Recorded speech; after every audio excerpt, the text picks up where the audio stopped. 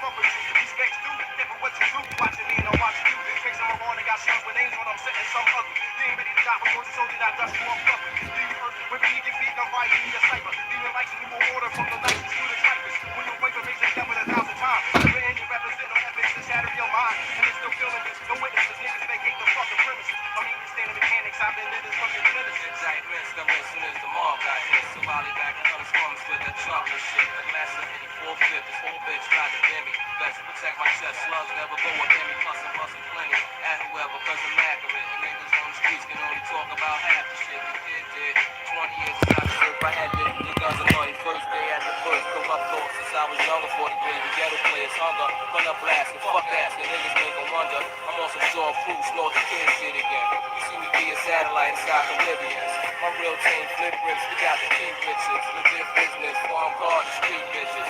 These smoke supply spammers that need coke. That's a lie about time, believe in my seat broke. You know the situation, on face you in.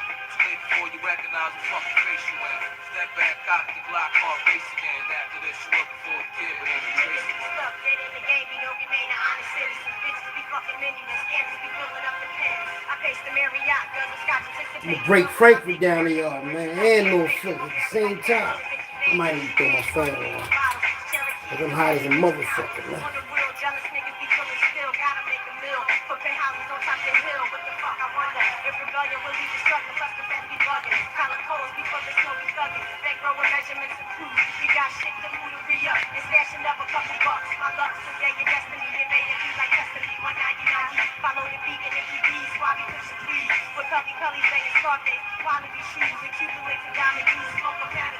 Got a connector from the pharmacies banging. Don't come from us, won't be no slanging with the fucked up. Establishment strictly from this really fancy.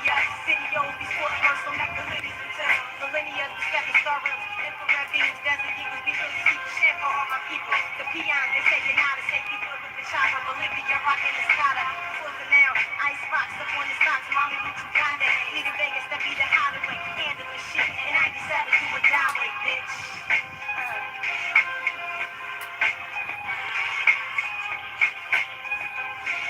Look back what it is.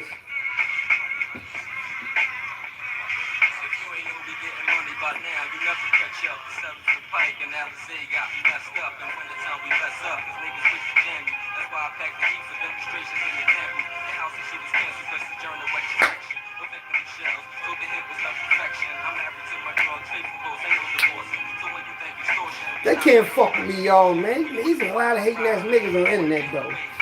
But them niggas mad as I ain't a broke nigga. I'm too thorough to be that. My fucking DNA real, nigga. Niggas can't fuck with Philly trenches, man. Can't fuck with the trench. That ain't nothing but a carpet on my head. Because it's black. I'm in a carpet room. I can throw the Nike on for y'all. Yeah. Gotta have a black hat on, though. He's got the Chicago joint. This boy joint. Please, ain't it?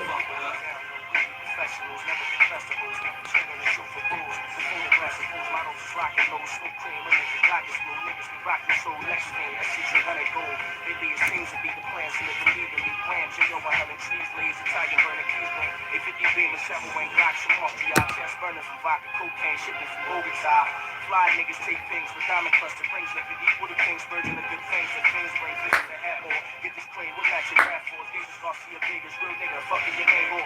Spotted three wars, it's all about rocks the size of Rushmore. I get a little chilly because it's drawn on. I got to do that true religion shit on real fast. These niggas don't know I was the first fly, one of the first fly young boys in the city. Talking about Jim Jones. The one got people wearing fitted jeans and all that. Nigga, when I was wearing true religion, nigga, he didn't get the bag yet. 50 ain't getting that money yet, nigga. I was wearing that shit first. Fuck is wrong with that nigga, man? And I wore it every day, and I wasn't a rapper. Let's go. Hello, world. I'm just here to make you think. This CEO Philly Trenches Hockey Raw coming at you live and direct with this bone exclusive Philly Trenches Talk at the Dark episode 842. This our 842 episode of Philly Trenches Talk at the Dark in the night. We're going to talk about Frankfurt's finest, Jauel, the alleged drug lord, Showtime, real name is Sharoy, but y'all call him Showtime. But I met him when he was Sharoy at 9 years old. We're going to get in all that. And Showtime is the best player making move maker in the city, the best party promoter. Y'all see when I bring all them celebrities to the city? That was on the strength of me linking up with Showtime. You understand me? And then you got Hanif, aka Muscles, the top enforcer, one of the top enforcers. There's a couple of crazy motherfuckers like Hanif from Frankfurt, like Lil Salim that got me and my brother in the JBM. Now let's get this started. We moved in Frankfurt from 28th and Dime in North Philly. Frankfurt Pioneers, yeah. We moved up in Frankfurt back in 1983 after the Sixers had won the championship. When the Sixers won the championship in 83, we went to that parade. My mom got me out of school early. But by the winter time, we moved to Frankfurt, but we still was getting down North Philly early to go into our old house. We used to chill in our old crib, even after we moved, right? And after we did that, we used to go to school, but we used to catch a 3 bus all the way from Frankfurt to North Philly, the 28th and, what's that? 29th and Glenwood, somewhere up that way, where, you know, where Gideon School at. We used to catch the 3 bus every fucking morning, 9 years old. Back and forth. That's a long ass ride. And then, you know, we eventually started going to elementary schools up Frankfurt. That's where we met Sharoy, Jauel, and Muscles. Muscles always was like the big homie. Like, he was always who he was when I first got up there. And that was the big homie. So, when I get up there and meet Jauel, Showtime, and Muscles, we the newest family up there. We from North, but we got a big family up there, but we had to prove ourselves. So, let's get into this. I'm 9 years old. I'm hanging with Showtime, the one in the middle. Now, I'm hanging with Showtime, and I'm sneaking out the house to go up to the club called Club Pizzazz on the avenue, where high school and young adults was going to. It closed 2 o'clock in the morning, so it was for adults, if you ask me. But I don't think they ever sold alcohol. I ain't really sure. But the reason why I know about Club Pizzazz, because we always go to the Boys and Girls Club. And Showtime got one of the biggest family up there, the Murrays, and their family used to be the ones that did the DJing and all that. You know what I mean? For Club Pizzazz. So I used to help them take the DJ equipment from the Boys Club to Club Pizzazz in the daytime. So the next thing you know, I'm in there like that. So one day Showtime was like, yo, we'll go to Club Pizzazz and get you in free. I'm like, all right. So I got to sneak out the house. I'm like 9, 10 years old. So Showtime, I might have been a little old. I ain't really sure. I might have to be at least like, I don't know, I had to be like 12, 11 or 12. Showtime said we was 9. I think I was 10, or I think I was more like 11 or 10. So I had to go in we lived on Margaret Orthodox in an apartment, but we lived on the first floor. So everything was on the first floor, and our bathroom was in back of the kitchen, right? And no, the kitchen was in this room, but it was like the dining room, but in the way in the back is the bathroom, tub, toilet, and the window, and the zinc and all that. Everything belonged in the bathroom. So when I would sneak out the house, I couldn't go through the front door because I had to go through 1, 2, 3 doors. And my mom would hear me because I think her room was in either the middle room or the front room. I can't remember which room my mom had. So I would have to sneak out the bathroom window. That's crazy. Sometimes you sneak out the back door, but then it's like too much noise. But if you're in the bathroom, you got the door closed, you open the window up, and I'll sneak out the house around about probably 11, 12, probably 12, 1 at least 10:30, 11 o'clock at night, right? Might have been later than that. So I'm opening the window. I'm coming out this motherfucker. So I'm in my backyard, open the gate, open the wooden, it was like made out of wood, a wooden door.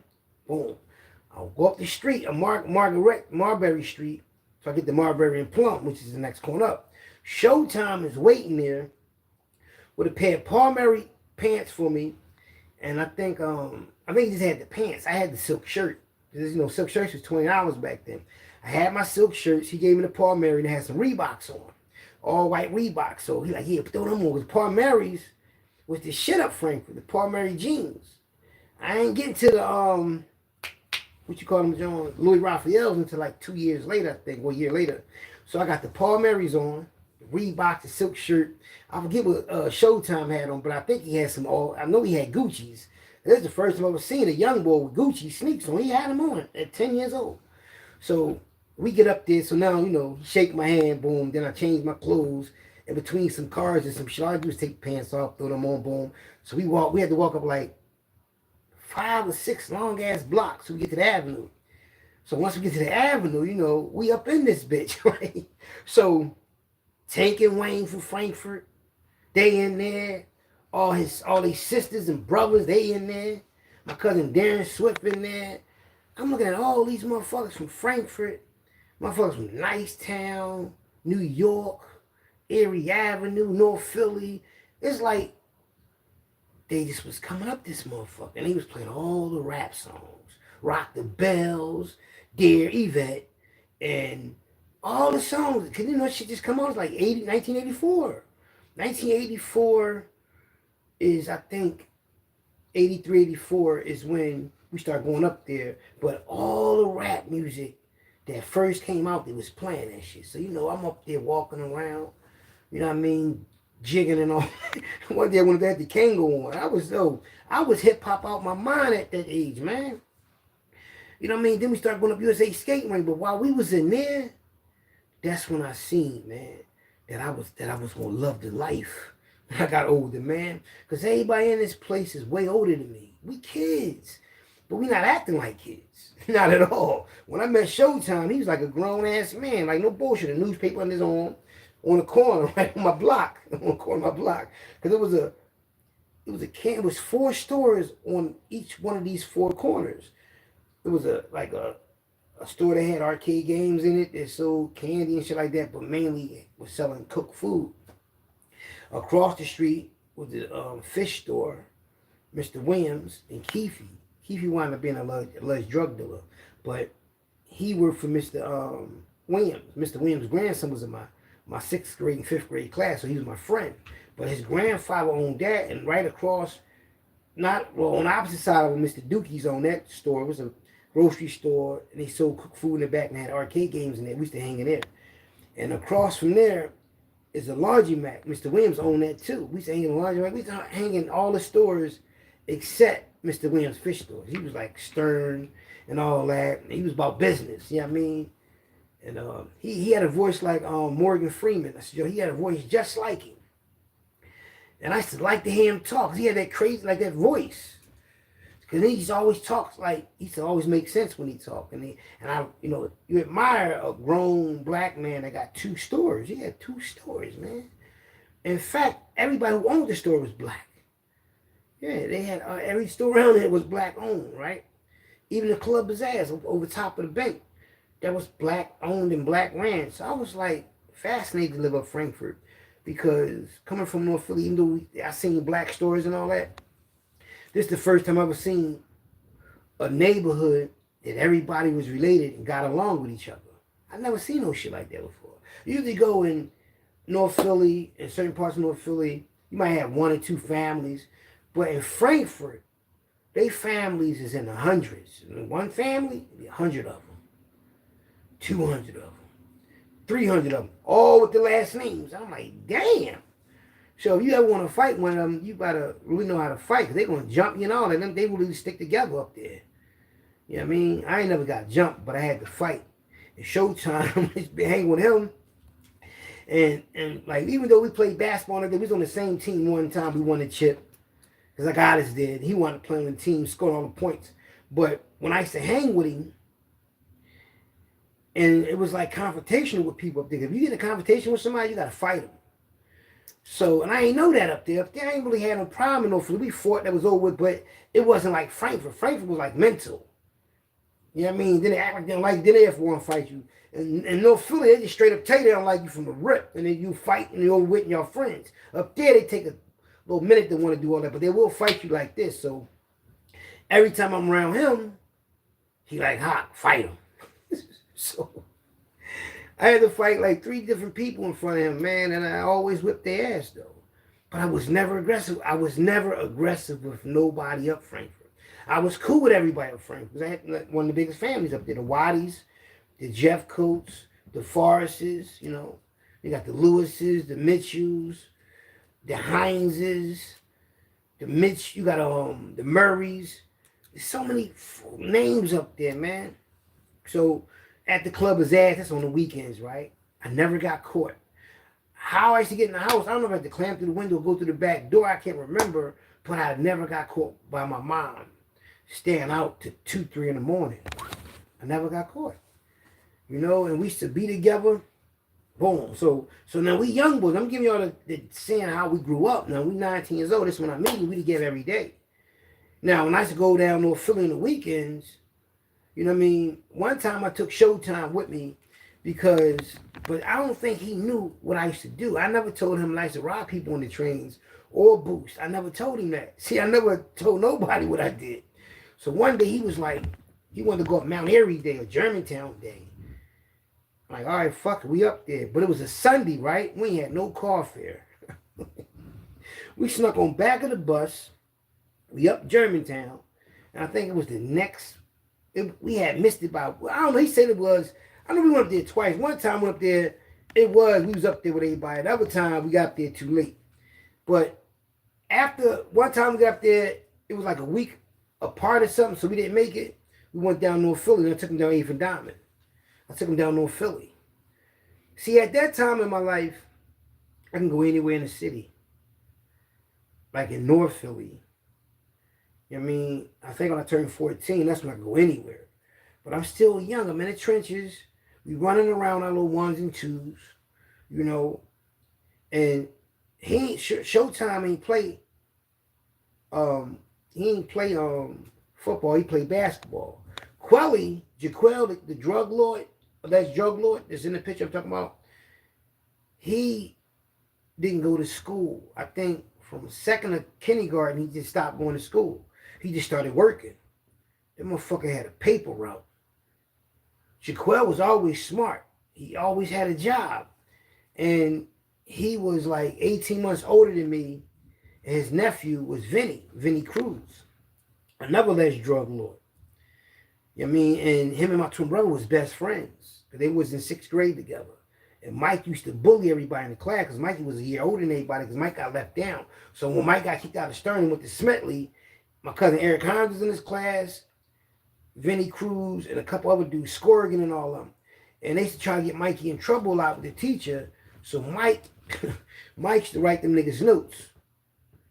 I'm going to beat you the fuck up if you don't bring me back some snacks from your lunch. Because Vinny used to go home every day for lunch and come back with all this shit teasing motherfuckers. So Mike wrote him a note. My twin brother was gangster in 6th grade.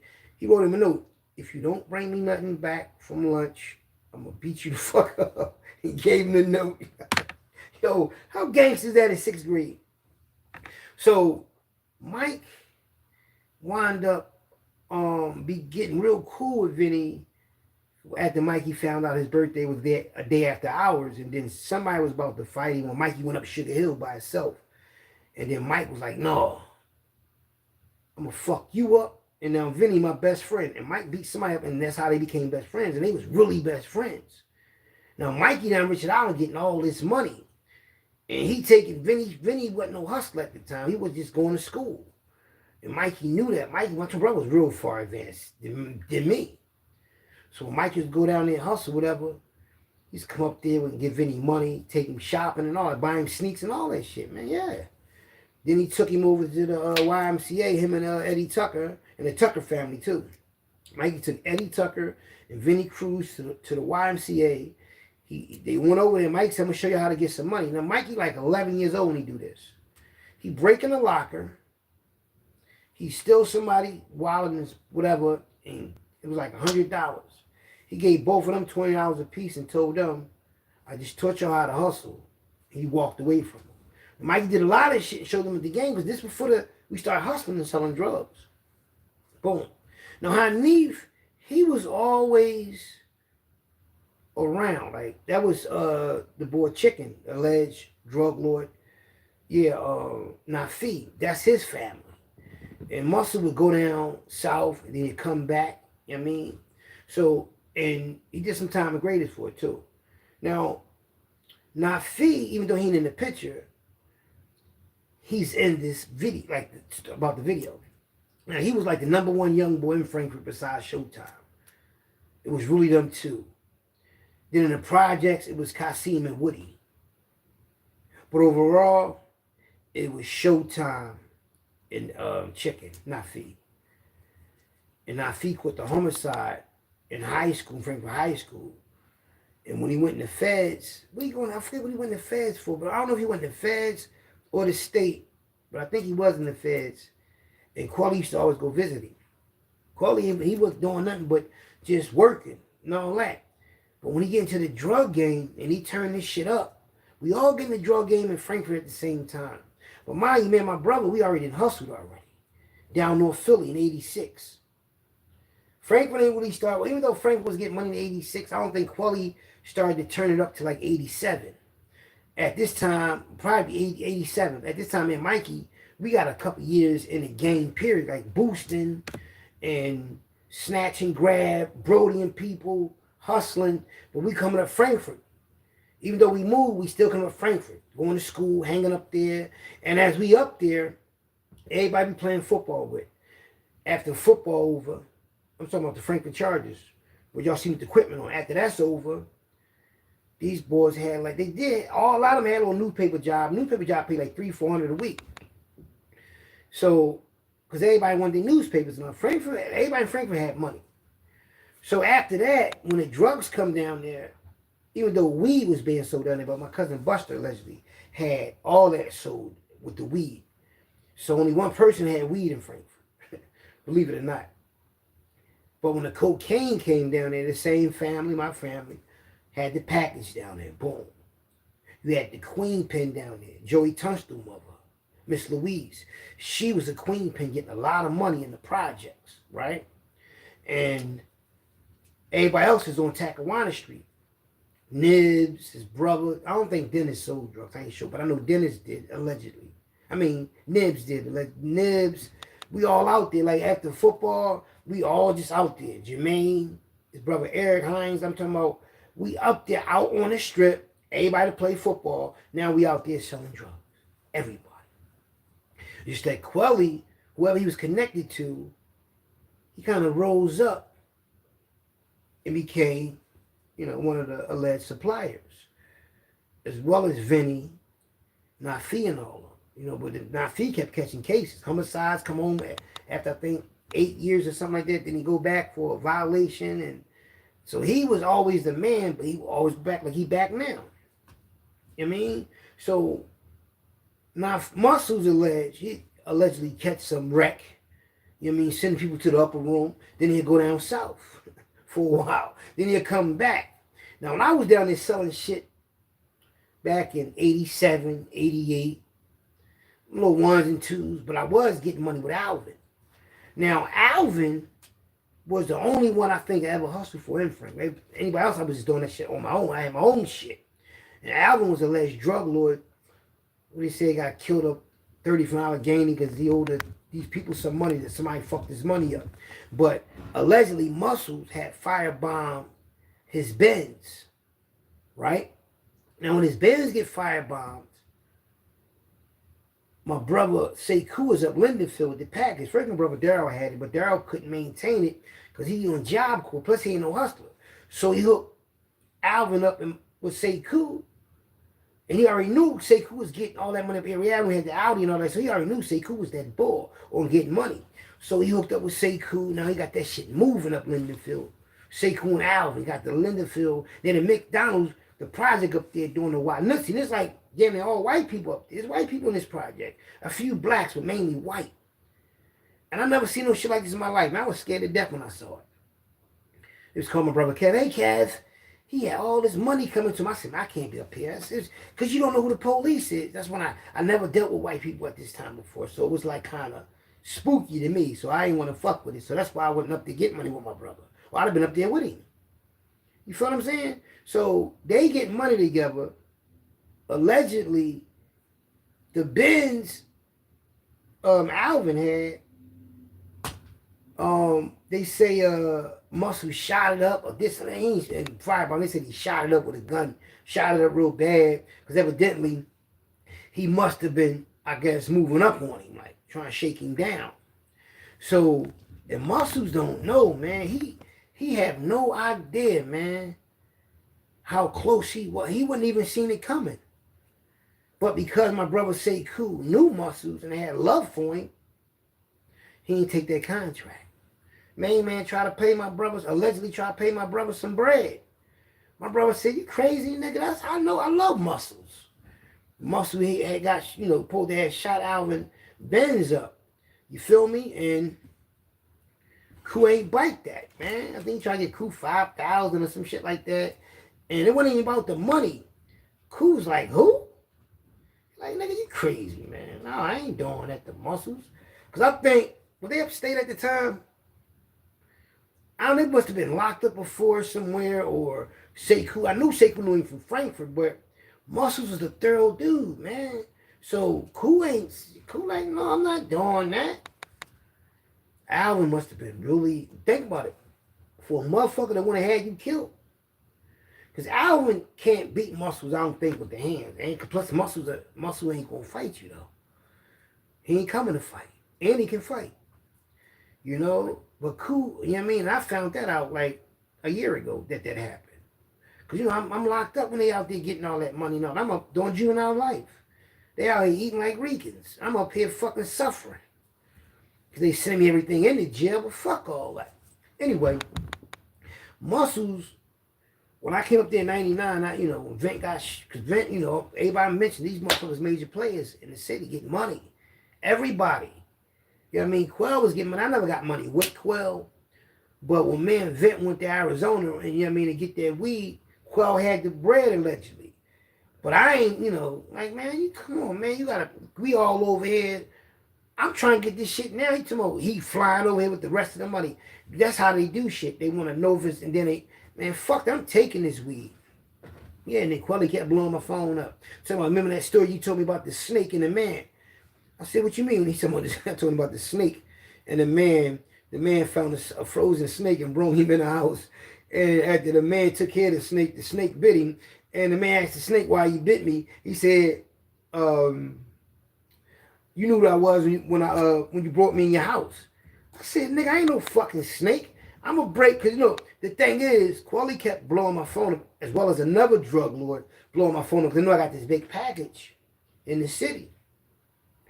But the thing is, I asked Vinny, did you know where my mom live at? He said, yeah. I said, describe my mother's house. He said, your mom got a porch and all this little shit. I said, no.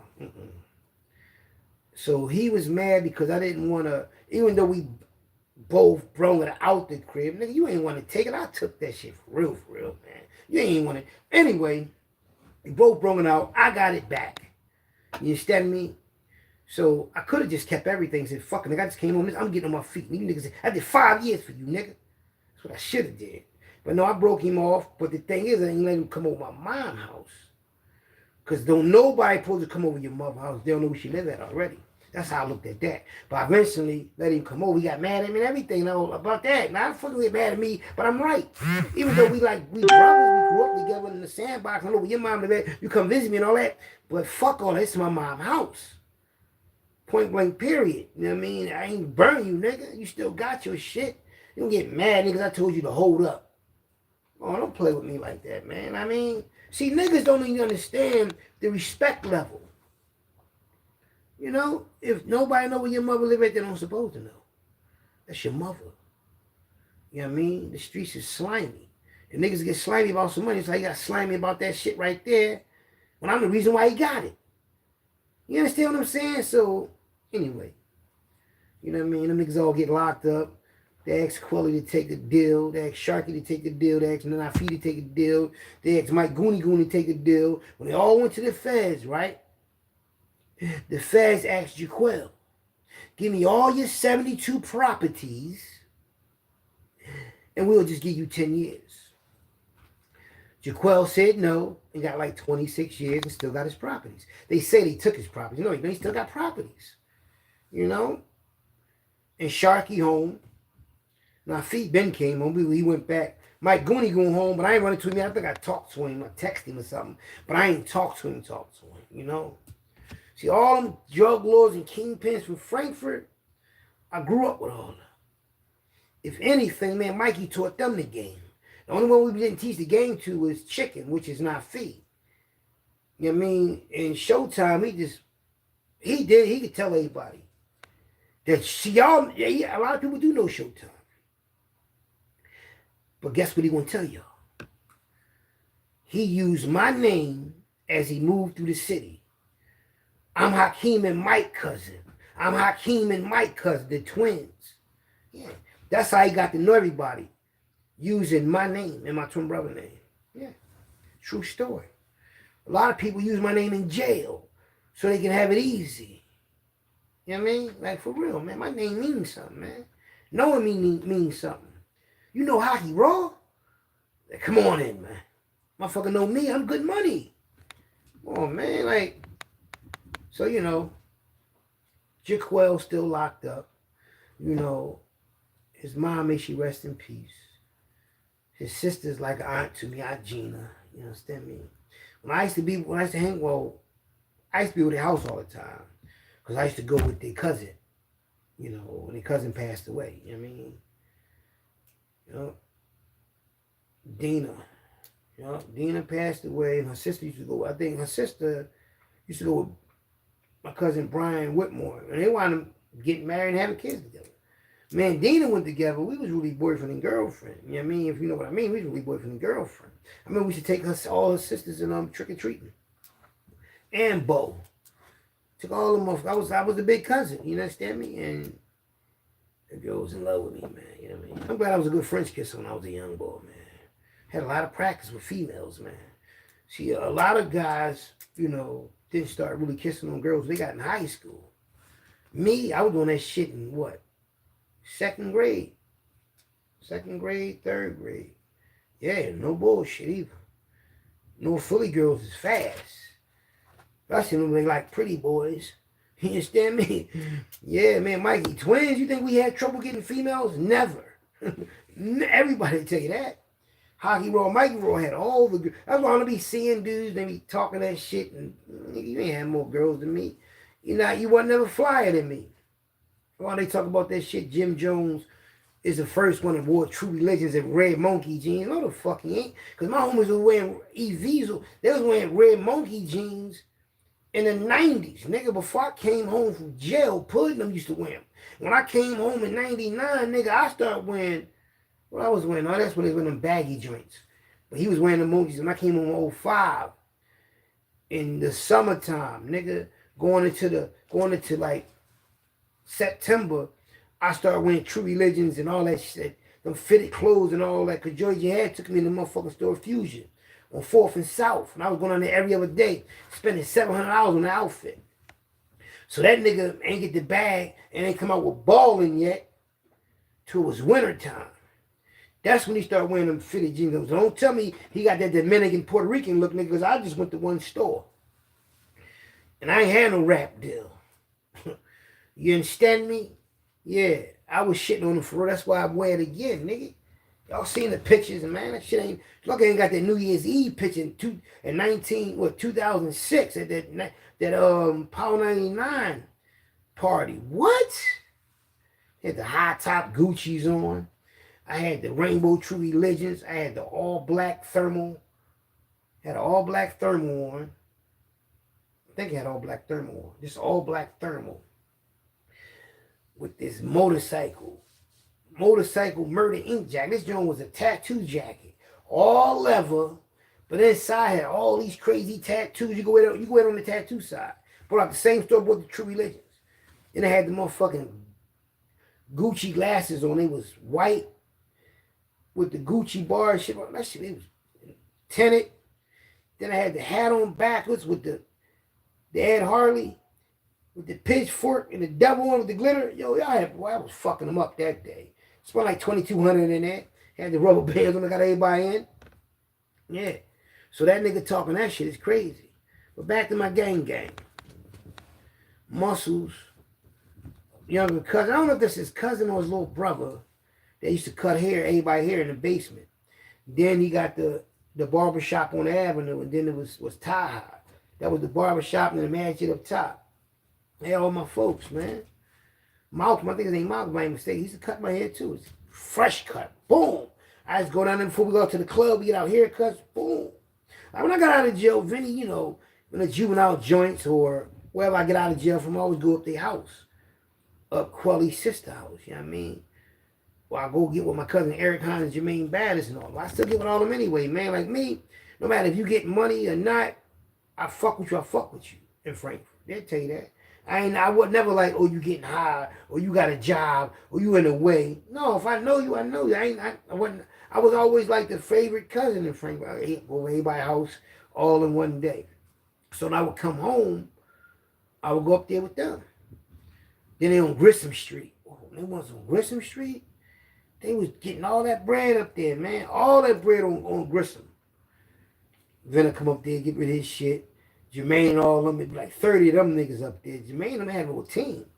I look at my motherfucking fan. I come home from jail. Every time I come home from jail or juvenile place, when I go up Frankfurt, they done turned it up a notch. When I came home in 91, after my twin brother passed away, I had the red Benz. The same girl, Bucky, you know Bucky from JBM, when he got killed, the same exact girl that was with him when he got killed, I was dealing with. I come up there in the red Benz with her. Boom, I see, when I came up there, I see Quelly. Well, the first time I come up there, I'm up there on the thing talking to Quelly, because Quelly, you know what I mean, I respect the fact when he came to my twin brother's funeral, he said the Fatiha prayer, you know.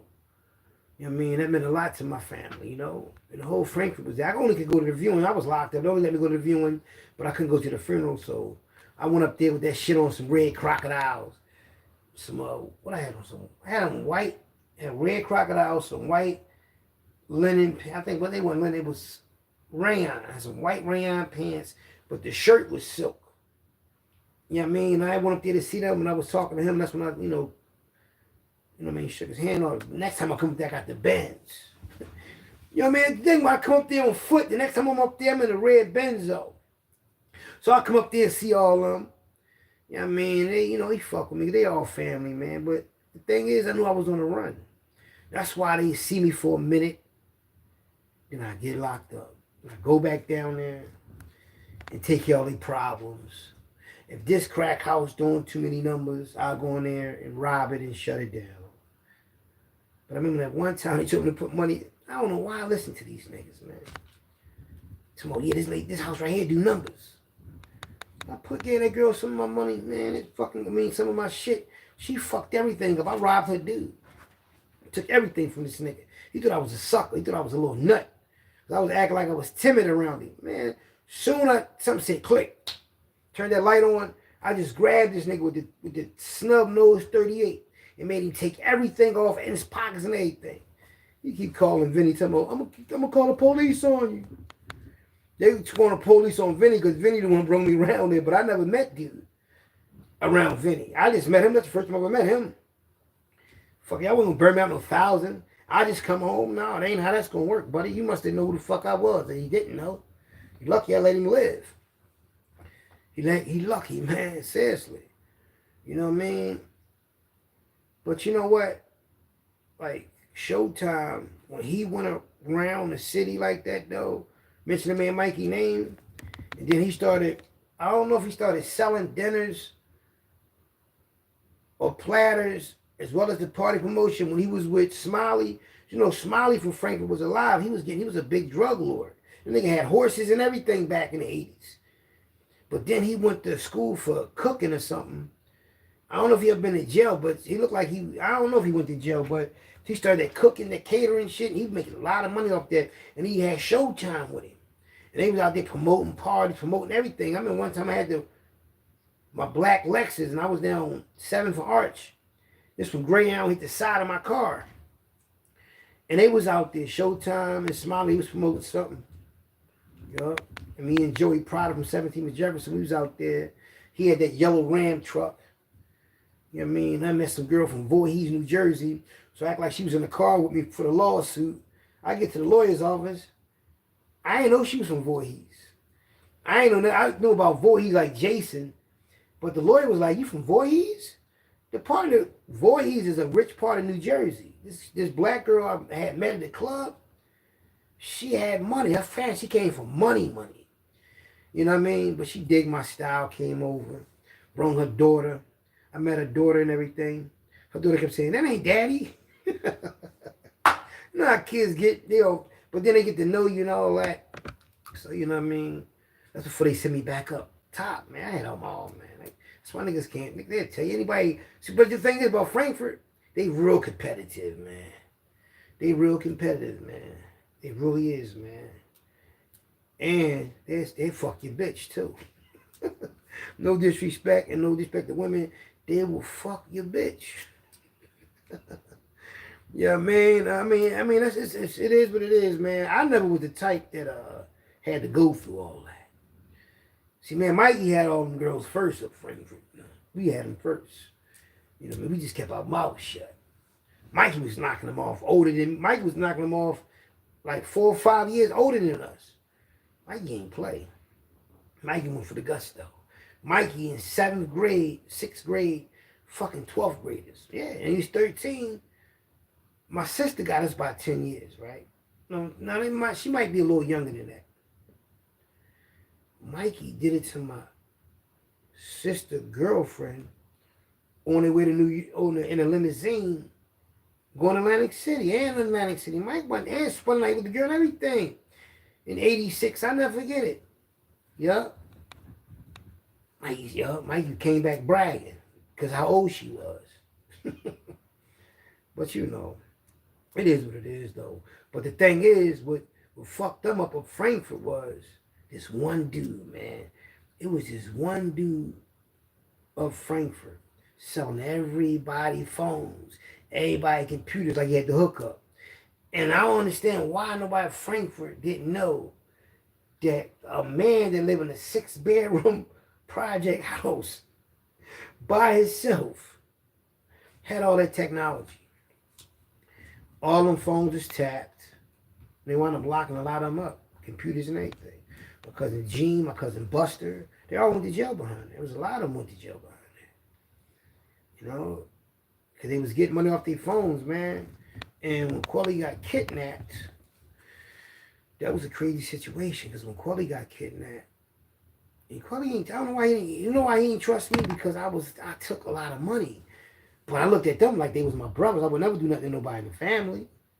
But he just would never give me no, but it's cool. Because man Vent was doing business. Man Vent got a lot of money together. Yeah, you fucking right. You know what I mean? He put me on my feet. I ain't gonna lie. Him and my homie down North Philly that passed away, Keith Khalid, may rest in peace. They both put me on my feet when I came home. They looked out for me because I had a block. I had like 13 young boys. Yeah, they looked out. Threw that 9.5 on me. 9 ounces. He gave me 9. He gave me 9. That's 18. Half a chicken. I ain't turned back. You know. But when he got kidnapped, right? I was locked up. Was I locked up? I'm not quite sure if I was locked up before he got kidnapped. No, after he got kidnapped, or I was locked up when he got kidnapped. But when it happened was, he was serving these niggas. You know how you serve somebody? Well, Showtime introduced him to the ball, right? But everybody was cool, you know what I mean? So they introduced him, they did business. So if I introduce you to somebody and y'all doing business or whatever, and he wind up doing you bad, you know, they came back and tried to put this shit on show. And was like, Show introduced this boy from Germantown to Quelly. Quelly and the boy doing business. For a minute, the boy decide that he wanna snatch Quelly up, him and another nigga. So one of the niggas get killed up Frankfurt, right? You know what I mean? Thinking it's sweet. They ride up in Frankfurt thinking it's sweet. So they come at Show and like, yo, you don't want to introduce it to the nigga, this, that, and the third, yada, yada, yada. He fought them niggas and everything, man. He fought all of them. They try to roll him and all that. You know what I mean? And we all grew up together. But do you see what money do to you? Do you see what greed do to you? This man didn't have nothing to do with it, but because he introduced him. We know in the mafia, you introduce somebody to somebody and they want to do some crazy, they will get rid of you. Like they did Johnny Brasco in the movie, Johnny, remember? But come on, man. That man you knew all your life. You decide you want to do business with him. That was your choice. Didn't nobody put no gun in your head and say, Quelly, do business with this man. And you doing business behind his back. It ain't like you breaking Showtime off. You ain't even breaking him off the transaction. So get the fuck out of here. So I ain't like that, man. But he gets away. Quelly get away. I don't know if they let him go. He said he got away, you know, this, and the third, he got out, whatever. But he did get away. He ain't pay no money or nothing like that. He got away and nigga came through. Ooh. The boy came through Holmesburg, right? The one got killed. He got a lot of people in Holmesburg that's protecting this one nigga. I should have just ran the fuck up on and took his neck off. But I didn't want to do it that way because, you know, niggas around you see you do that, they're going to come to court on you get out of jail. Nigga ain't going to come get me one day. I'm out in the streets minding my business. They come pick me up off the streets because nigga ID'd me like they did me before. I knew not to do that because that's how nigga got me in the last homicide situation. Niggas lying on me, put my name in some shit, and I almost have a whole neighborhood looking for me. And I didn't even do this shit. Even though I was doing shit, they was trying to give me that. I was mad as shit about that. So the boy was scared to death, man. That nigga seen me in a halfway house. That motherfucker, they never saw him no more. He got up out of there. I was like, yo, guess who the fuck next door? That nigga remembered me from Holmesburg. So he got the fuck out the joint. That nigga went on a run. I mean, you better go on a run, nigga. That was the best thing he could have did. He probably told them parole people, listen, man, I can't stay in here. They trying to kill me. Yeah. You know? Yeah, I mean, but that was some of that shit, because they wasn't speaking for a while, man. And then, you know, Shark did some nut shit. That was a lot of niggas, a lot of them did a lot of nut shit to each other. Then give Sharky his last 30,000 to go grab some shit for him. He keep his 30. Then he was steamed about that. You know. But you know what I mean? That's crazy. But he did his time though. Came home. He home now. Sharky home now. Vinny home. All them home. Ain't nobody want to fuck with Vinny when he came home. But I'm the only one fuck with him. I'm the only one healthy. Because the one thing about me, I don't give a fuck what you got into. If you my friend, you my friend to the end. As long as you don't cross, I don't give a fuck who you cross. I don't give a fuck what you into. If I got love and respect for you and you like a brother to me, I can't turn my back on you. I don't give a fuck about no street code, none of that shit. Fuck a street code. You disrespect my family, I'm going to tear you the fuck out the frame. Because in my eyes, my family can't do no wrong in my eyes. And you like your family can't do no wrong in your eyes. Right? Okay then.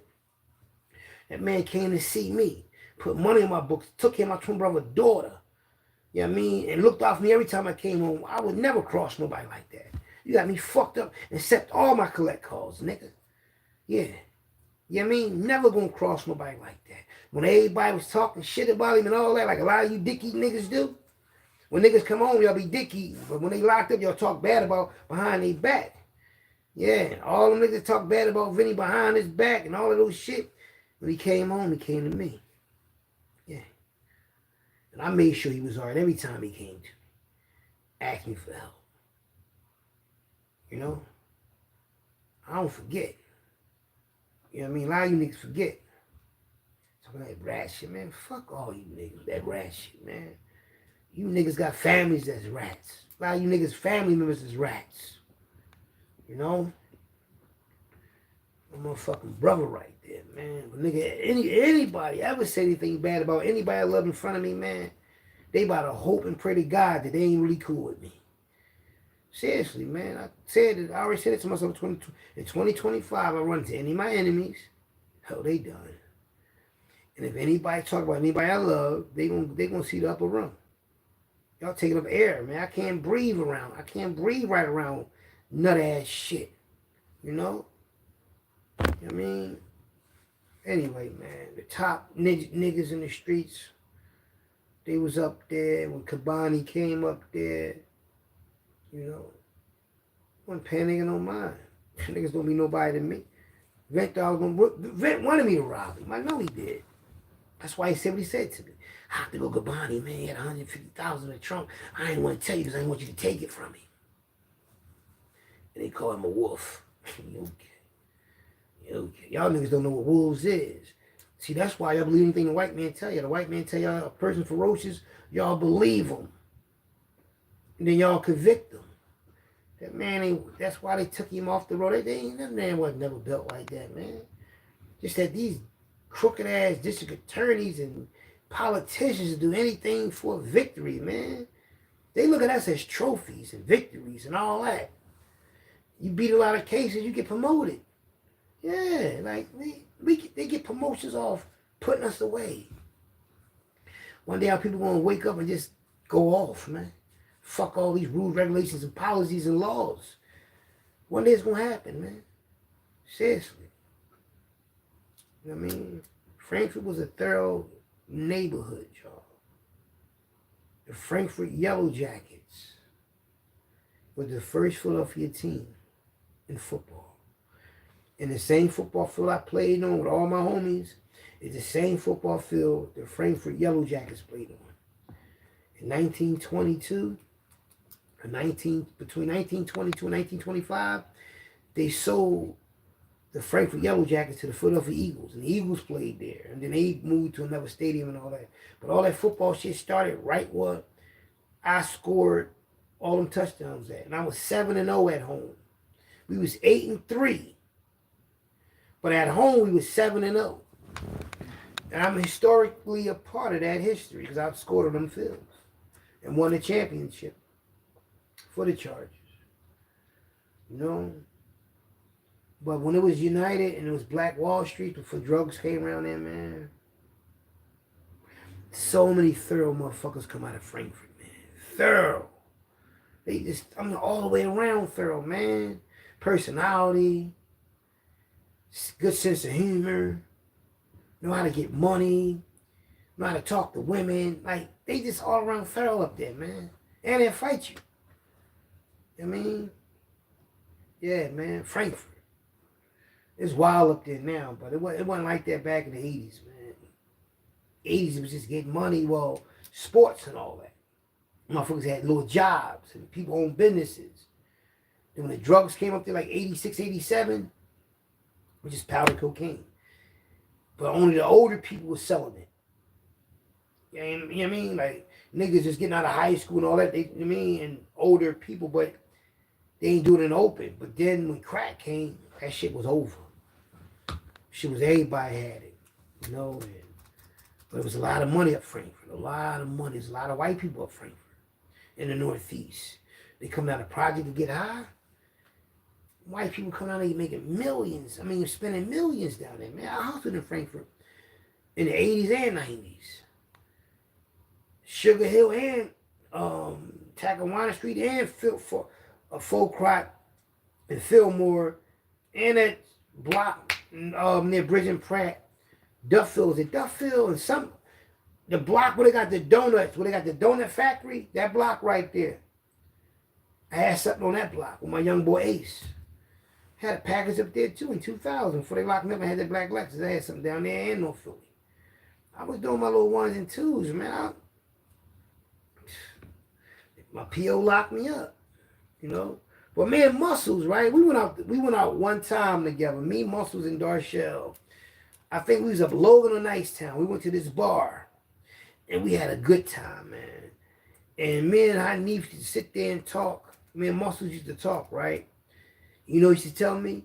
He said, your brother Mikey was so raw that if he was alive right now, He said Lil Wayne would be under his wing and Trina the rapper would have been his bitch. He said that's how thorough my brother was. You know what I mean? Like, I can honestly say my brother was way thorougher than me. In the streets, by the street code. Universal wise, I got him beat all day.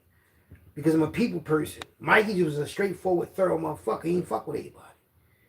He just was raw all the way around. You know what I mean? But he was mean, though. That's the only thing. Other than that, Mikey was raw.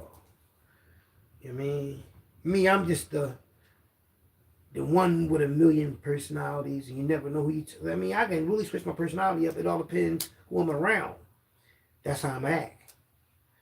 And I didn't realize that when I was hanging with Showtime, that when I went up to Germantown and all up there, and we was hanging together, I took him down North Philly, that I was really traveling distances, like by myself, you know? And we were just thorough like that, man. But to get in the club at 9, 10, between 9 and 11 years old, the real club, I'm not lying about that, man. I'm real motherfuckers. I used to see my older cousin, Bunny, from 8th and Diamond, and her girlfriend, they used to come up to the club. Like, boy, what you doing in here? You know what I mean? But everybody in Frankfurt knew each other. So, you know what I mean? It's like, see, I learned in the trenches, it's not how old you is. It's how you is. You know, your thoroughness, your personality. People want you to come back around. They be happy to see you. You know what I mean? You know that when that shit happens. You ever been in the growing up or seen somebody come in your neighborhood that don't nobody know, but soon he come around and everybody like him. Make you laugh or whatever, some shit like that. You be always happy to see him, and next thing you know, y'all let him be from around there. That's that person. That's how I was, but not no like just to be no joking ass. But I'm just talking about like on some thorough shit. Any neighborhood I go in. For real, man. Ask all the young boys down 17 with Jefferson, 18 with Oxford, 16, and cease to be more like when I first came around them. And Delheim Dolphin, even though that's my neighborhood, even Delheim Dolphin, when I came around them, or 8th and Diamond, any young boy, and of Southwest, of 52nd and Warrington, near the deli, Beaumont and Litchfield and Paxton Street. Ask them young boys how it was when they came up. They're like, damn, he right. Oh, Wade came up here, man, and we fuck with hockey raw. Everywhere I go. And it's like, it's an energy that people give off, whether you gonna want to have them around you or not. It's like when y'all watch me on here. Y'all fuck with the energy, you know what I mean? But yeah, man, when y'all see the video, the picture right here, Showtime and see the shirts they had on, the rayon shirts. This like the 90s right here, because this got to be like, and then we can't forget about Mikhail. Mikhail is Showtime brother, right? Now, Mikhail was getting a lot of money, right? And Mikhail got killed. His little brother, Mikhail, got killed, right? Yeah, I mean, he was getting money with Quell and Vint and all of them, right? Up Sugar Hill. And the boy from Richard Island came up there, right? And I told Vint, man, I said, Vint, that's my man and everything, but don't have anybody over your mom crib, bro.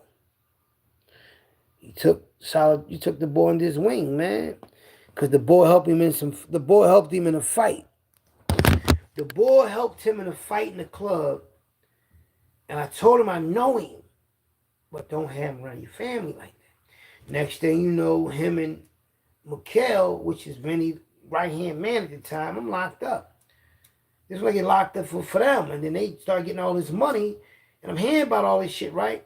So then, you know, they get in a little situation. My girl cousin Nisha in the car, and he told them, Mikhail told the niggas he'd be back. They was arguing.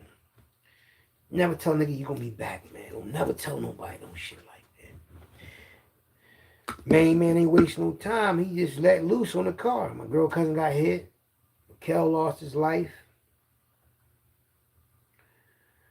Man wound up going to jail. And I had main man in the cell. Was that? No, when I talked to him, I don't know if I was in the cell exactly or in the kitchen. But I asked him, what's up, man? You know, that was my folks, man. Bro, you got to break this down to me. He told me out his mouth, he said, Hawk, man, you know, I know you. He said, I got shot up before. Because I was arguing with Richard Allen niggas. I think he was arguing with Caddy and them, Mel and them, and Blue Tape and them, all them niggas. At the time, I think he was down with Cambridge Mall, Ronnie and them. When Ronnie and them had Cambridge Mall, Caddy and them still had the projects. And I don't think they got in an argument. They don't know what they was arguing about, but they told the boy that they be back. And he said he stayed there. He wasn't bitching. And they came back and lit him the fuck up. He had tubes on him. He almost died in the hospital and everything. And he told me that because of that incident, he learned his lesson. Never let a nigga say he gonna come back and let him leave. So, you know, I mean, what else? I mean, then I couldn't, what else? I couldn't say anything. I was like, you know what I mean? Like, damn, like, but I knew that when you do something like that, man, you just can't walk around the city no more, though. You know what I mean? Especially if somebody love that person. You know? And that's how that shit really went down. And he was tied to my man Poo Poo. That was my Poo Poo young boy. But I met the boy because he wanted to fight my twin brother one time. When Mike was down with JBM. We was down with JBM. Mike was hustling down there. Mikey said, this nigga, dirty nigga, keep coming up here talking shit to me every day. Who? I said, I be the fuck down there. He said, oh, that's Moochie young boy. But he always come here talking shit. And I seen this nigga pull up on a bike looking dirty and dusty with, listen. When I tell you dirty and dusty, that's an understatement. This boy looked like he was homeless. But I looked at him. I said, nigga. I gave him that look, and then he nigga put his head. That's when he couldn't beat me. He put his head down. I said, Mike, I got this nigga.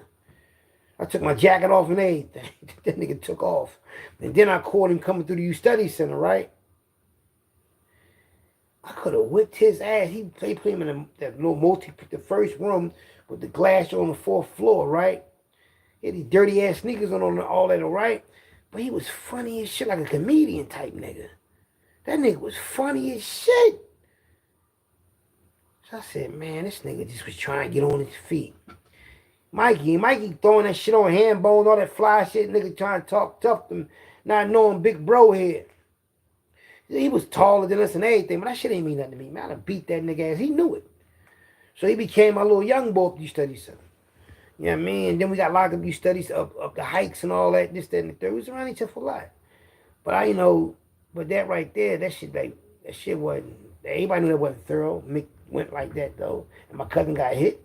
See, when you hit motherfuckers and they know they got people that love them, you gotta watch it back forever.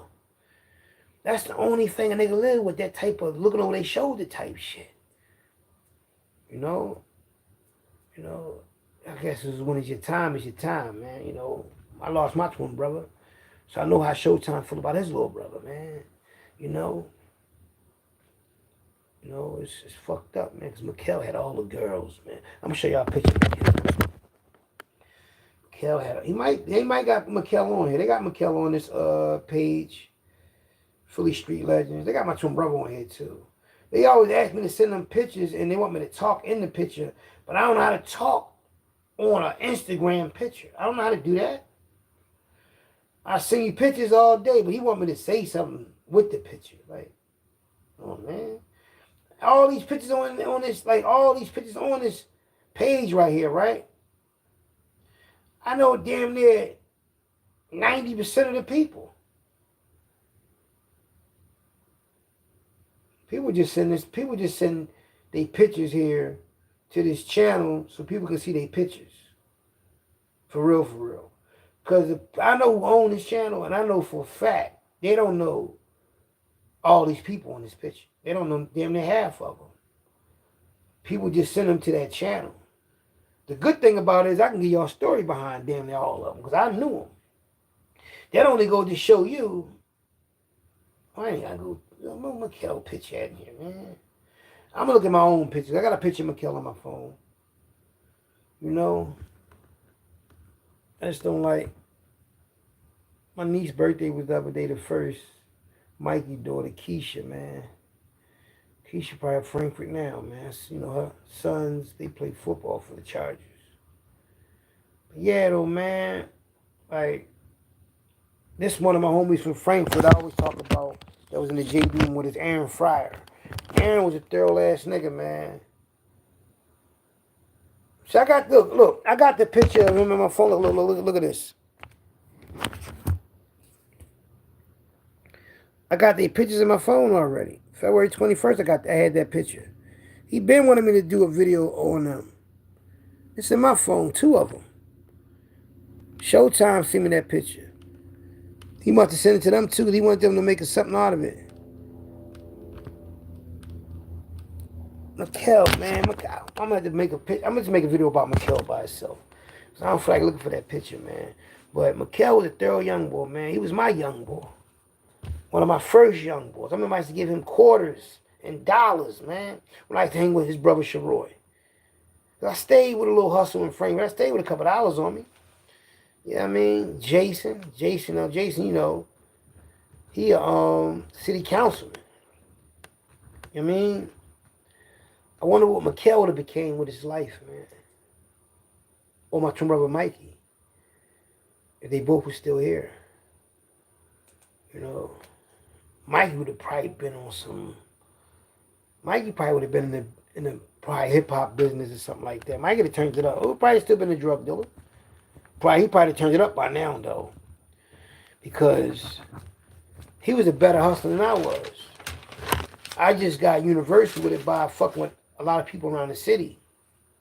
Mikey was hustling on one area. Where he would go, he would hustle and make a lot of money though. Mikey was making a lot of money at 14, 13, 15. From 13 to 18, my brother Mikey seen a lot of paper for a young boy. All that hustling he did, because back then, they used to pay you at the end of the week and they used to pay you every day. He used to get like $20 off a bundle, but he would sell like 500. He would sell a lot of bundles. And then he get paid on Fridays. Yep. And he get paid $20 or $30 off each bundle, and they give him $400 or $200 at the end of the week. That's a lot of money if you think about it. Mikey would sell at least like 200 bundles. And all that's his money. And then he get paid, and it's every day down Richard Island, non-stop. Over here, we get money in the crack houses. But when I turned it up, niggas from all over the city buying shit off me, pills, drugs, coke, weed, all that shit, man. Listen. I'm the best ever did it in the trenches, though. You know what I mean? Far as going around. You know, my partner on this channel is Showtime. I told y'all that. Showtime is my partner. I'm just doing all the content, you know what I mean? But he my partner on this shit, man. His name on the LLC. The fucking partner, man. Like, we friends for real. This ain't no play relationship. I knew that nigga since he was 9. We've been hanging with each other all, you know what I mean? When he was a young boy, right? That nigga was a hustler. He charges 25 cents. That's when everybody had VCRs and everything, right? I don't know if it was The Godfather or The Scarface, whatever it was.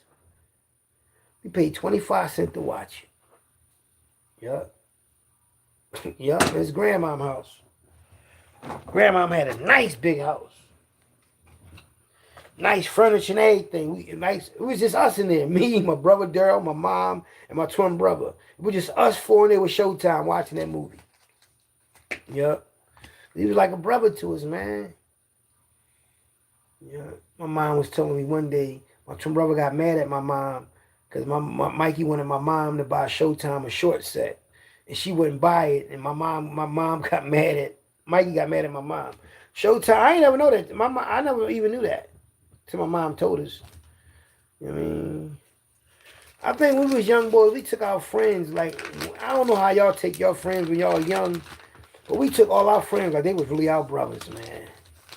Like, we love people, man. Like, we really love people. Like, not just, Like I don't know how y'all is with people, but everybody I met in my life, man, I love them to death. Every last one of them. And I know a lot of people. I be happy as shit to see them. I'm happy I'm on the internet so I can talk to y'all, so y'all can see me do my thing. Because one day we ain't going to be here, y'all. We ain't going to be here one day. So how will you be remembered? You know? Mikel was a star. Mikel Mick, he was a star quarterback and running back. He was the bull for Frankfurt Chargers, man. But when he started getting money up Sugar Hill, he started saving his money. That boy was up. He was a young boy. Then he just took off, man. He just started riding around them Benzes and Lexuses and what's some Legends and shit. Bikes. Getting all the shorties around the city. Mikel was that boy, man. They loved him, man. They got a big mural on the wall of him. Yup, Mikel. Then they followed with Skinny Jimmy. Champion boxer. Prize fighter. He lost to Hagler, though. At least he fought Hagler. You got to be a good contender to fight Hagler. Power Hagler, boy. Damn, that was the middleweight champions right there, man. That's when boxing ain't the same no more, man. Anytime you only got one person like Tank Davis is the face of boxing. Back in the 80s and 70s, it was so many boxers, man. Y'all have no idea what y'all missed in boxing, man. The 70s and 80s era of boxing is the best boxing era. And I got the chance to see him. Yep. Frankfurt. Some of the legends, man, gangsters and all that came out of Frankfurt, man. It's a lot of gangsters come out of Frankfurt. Ben Tucker, even though he was like damn near owned half of Frankfurt with the home run king, he was the original gangster. He was Barry Harmon, that was in the Black Mafia. Same way that other Italian guy in Jersey acted like he was crazy. He was a crime boss. Acted like he was crazy, wore the robe all the time. Barry Harmon did that in the Black Mafia. And went to Friends Hospital. He was a millionaire. It's my old head, man. Got a money machine and everything. You know?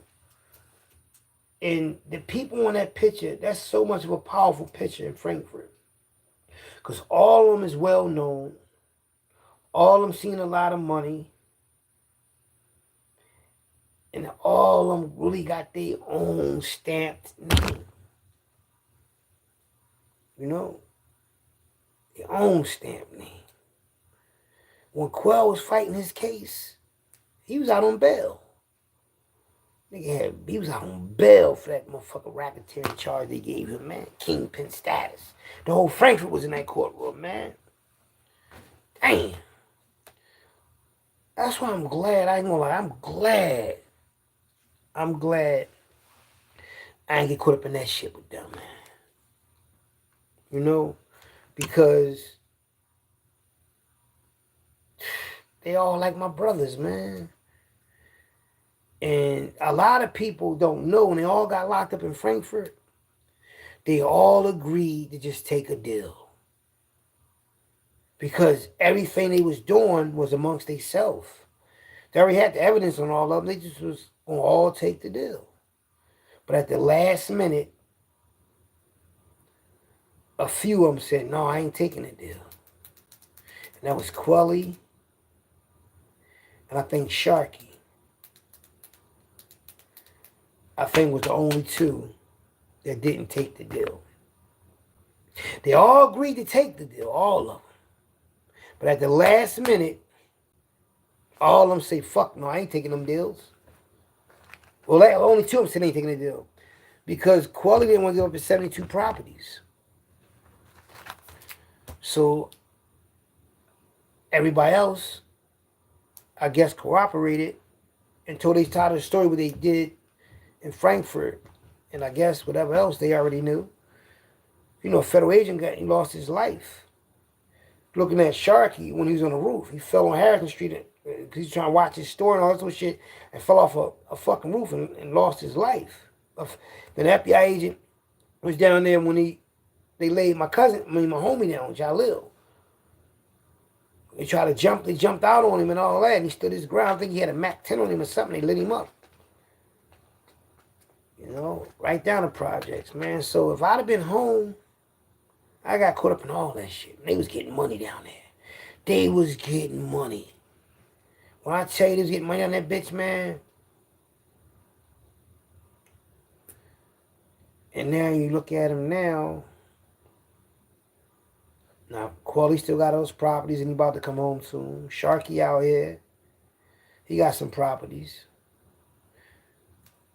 All of them out here but said Quali. Damn, that's a lot of time, man. His mom passed away while he was locked up. His nephew got killed while he was locked up. His great nephew got killed. Vinny's son, which is my godson, Christian.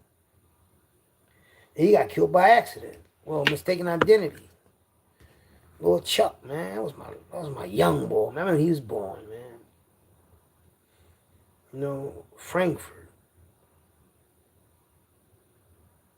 And Showtime mom, that was beautiful woman, man. Beautiful soul, man.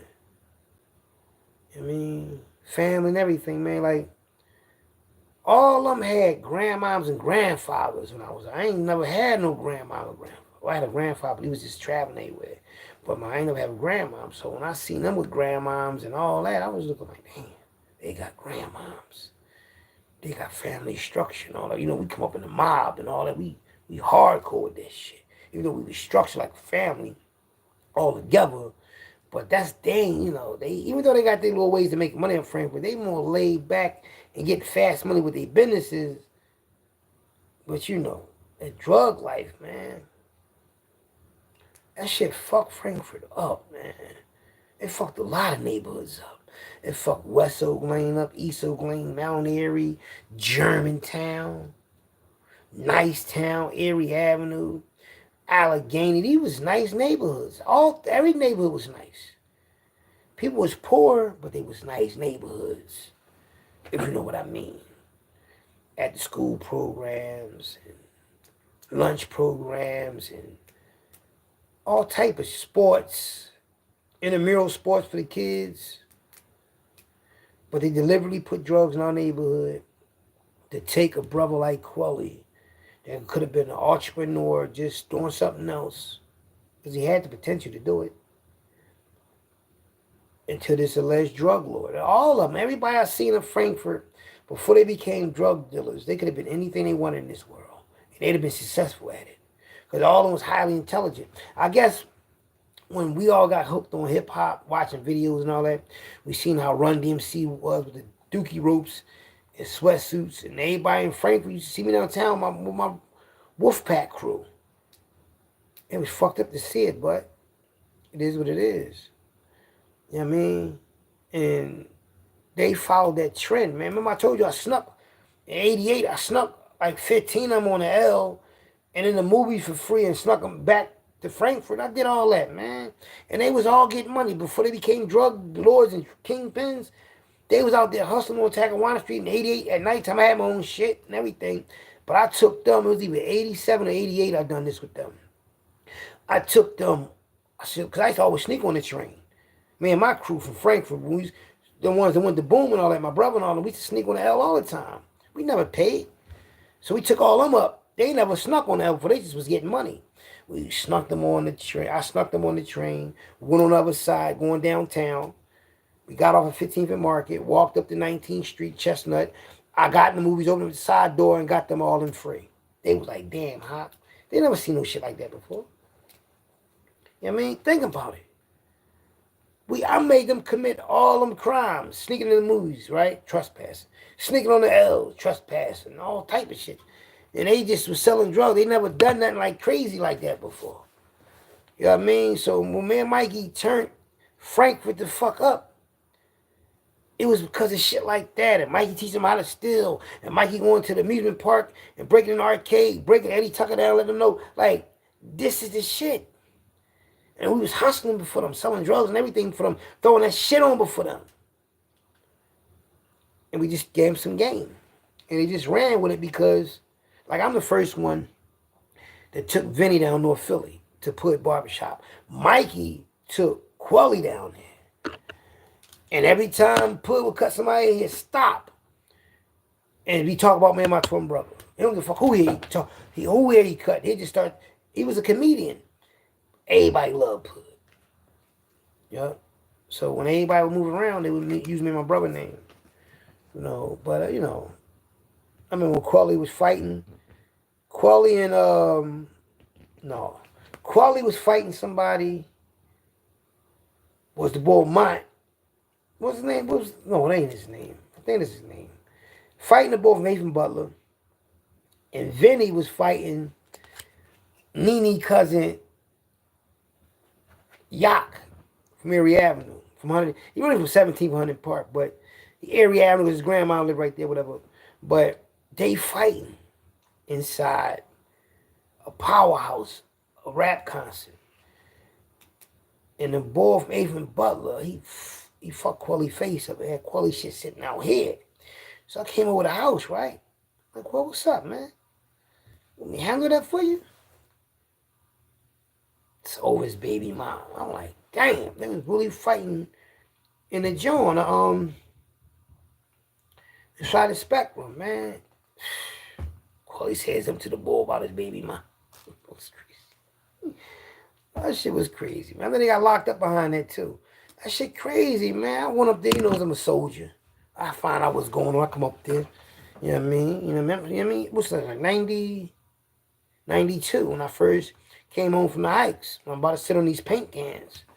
You know what I mean? But I ain't run into niggas while I'm getting locked up. I ain't run into the boy from Nathan Butler.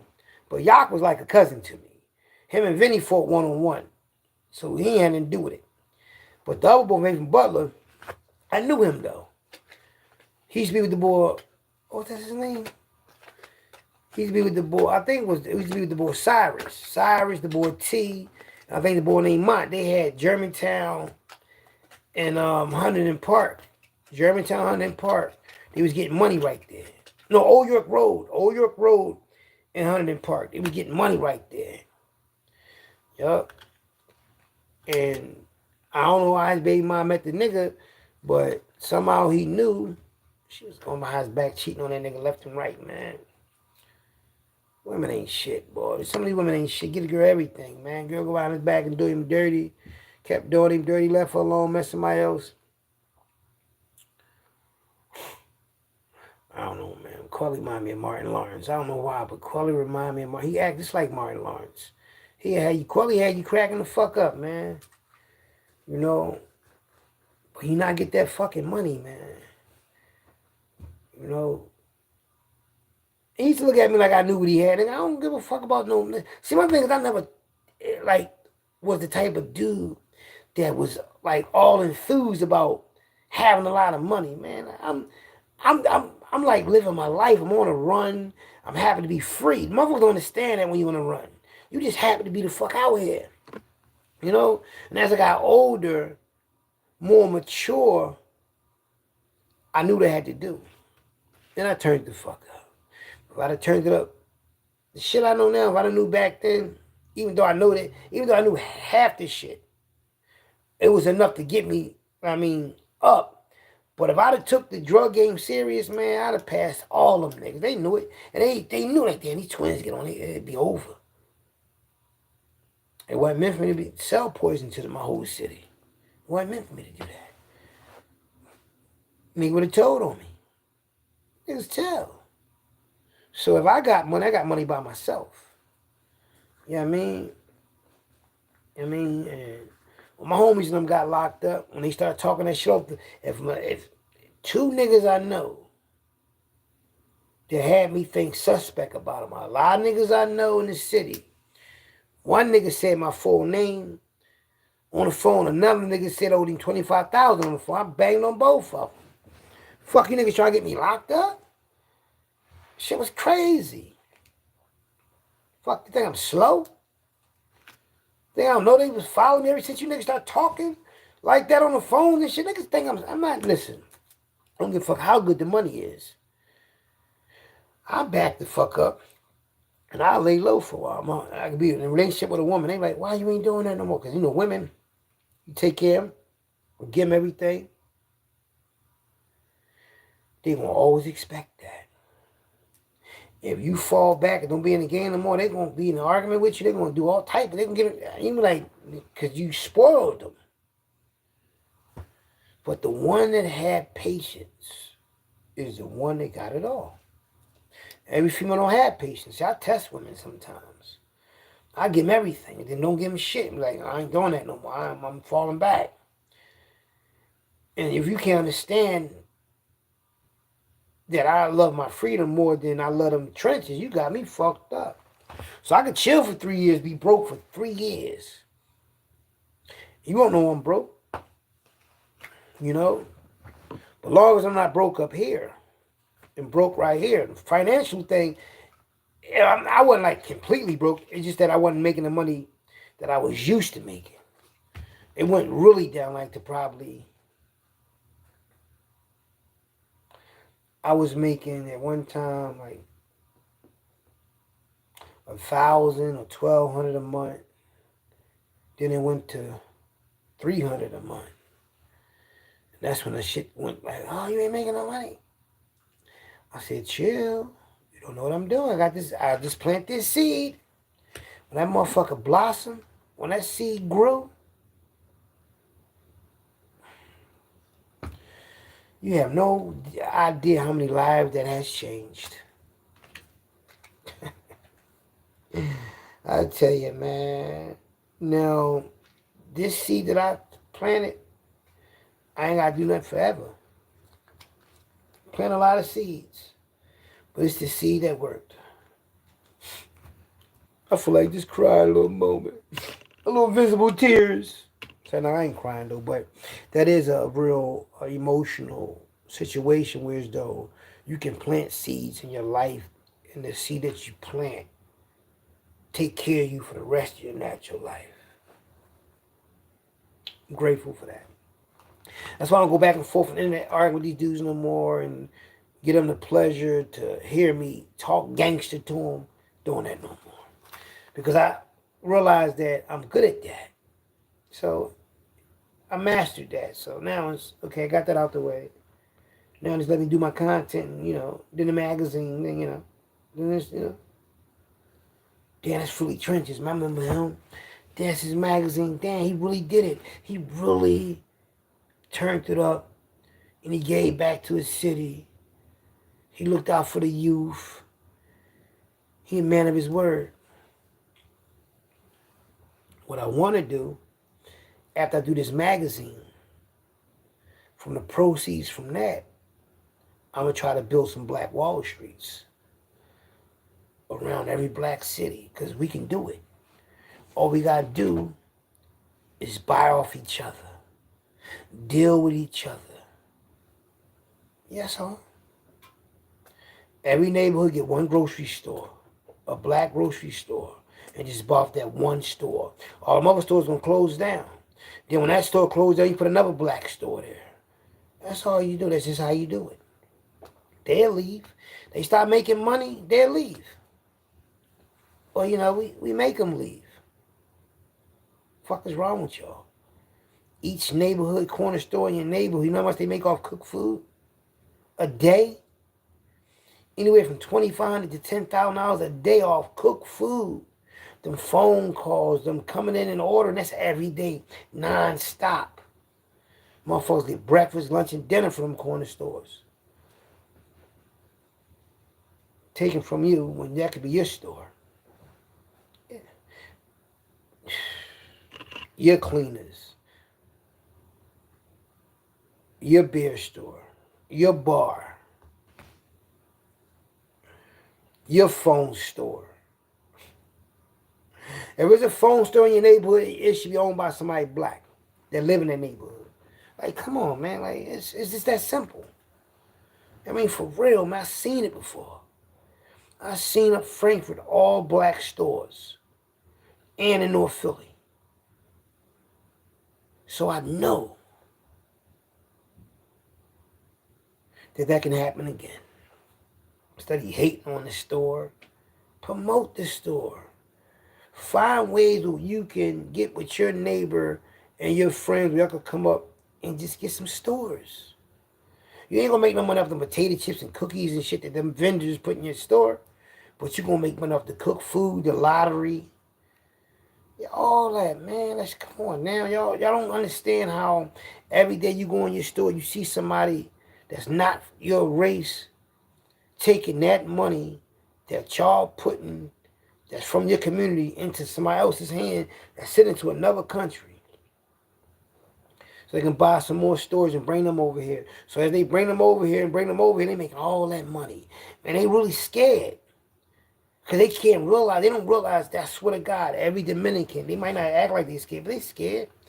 You see just on the news, the girl was on, the girl had went to the store, and the Dominican guy said she didn't pay for the food. He chased her down. She came back with two dudes, and they whipping that boy ass, robbed the whole store, took the money and everything. You know what I mean? It's on the internet, you know? But I don't know if they robbed him. They say they robbed him, but you can just see for yourself. It's on the news, on Fox News. Yeah, Fox 29 News is probably on the internet now, but they are scared. You know why they scared? Because they can't understand how black people let some other race come in the neighborhood and make their money. They know they're supposed to be in that neighborhood. They not from...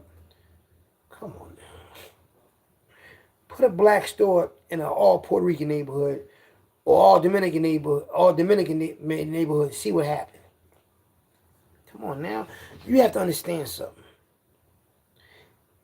They give these people money. Of course, they turn into dope money and they buy businesses, right? And these immigrants come over here and they get these stores.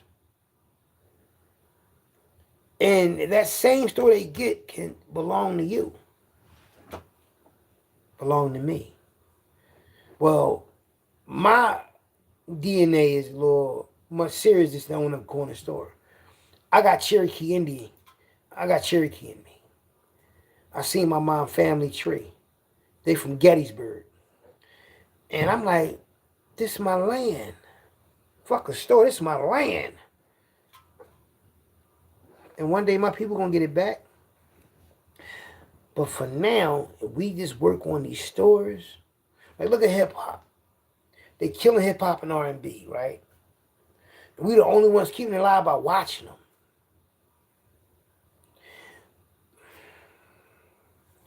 All you top YouTubers, man, y'all need to make one video about making Black Wall Street happen again, man. You know what I mean? Because you're going to be dead and gone in the next 30 to 50 years. All of y'all will be dead and gone by the next 30 to 50 years. The people you leave behind, your family, and they family, don't you want them to have that type of structure in life? Black Wall Streets, not being oppressed, not being preyed upon or racial profiling. Let me tell you something, when it could have happened. And that's why they locked Diddy up, because Diddy and them was trying to do that Black Wall Street shit, man. They was, man. Y'all just don't know. Y'all just looking at rappers going through rivalries and all that.